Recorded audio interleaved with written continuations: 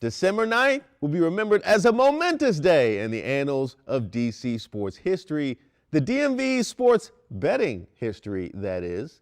As of now, sports gambling is legal across the entire DMV, DC, Maryland, and Virginia. It is a celebration. Let the doves loose! Now, who's taking odds on how many are coming back? Anybody trying to take that action? We can do that now.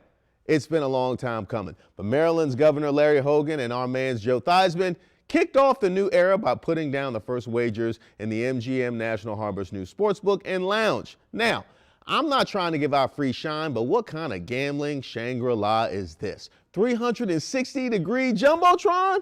110-foot wraparound screen with stadium seating? This is about to be a problem for somebody if the parking is better than FedEx Field. Now, it's reported that Governor Hogan placed a futures bet on the upcoming Ravens-Washington football team 2022 game. I guess neither one of them was brave enough to put a little something down on Sunday's game against Dallas. That's called gambling smartly, people, a.k.a. being stung one too many times by the home team.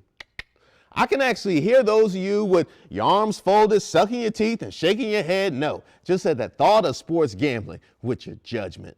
Now, I know you think gambling is for seedy people with names like Big Tony who wear trench coats or members-only jackets year-round, but it's not like that anymore. Sports gambling is big business, generating millions in annual revenues, money that can be put to good use all across the DMV.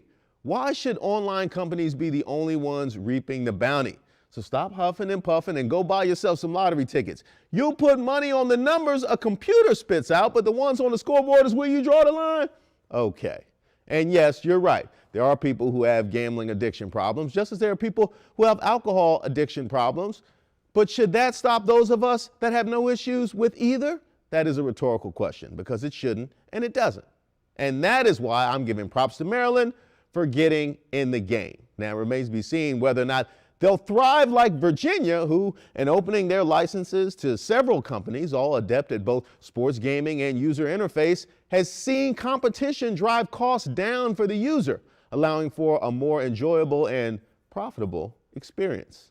Or get blown out like DC, who tried to micromanage the entire process and squeeze out every last dollar, leading to the worst app since Apple Maps, or as it's more commonly known, damn, I was trying to open Google Maps. The crazy part is, DC acts like we can't just drive to Virginia. It's literally, I can see Virginia from here. It's not just a bad look, it is literally costing you money. So kids, Larry Hogan, state of Maryland, the moral of the story is, good things typically happen to people who respect their customer base, treating them like grown, responsible adults.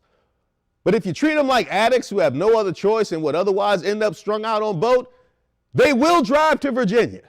Maryland, the ball is in your court. Not literally. I don't bet on Maryland no more. I learned my lesson during the tournament. Now,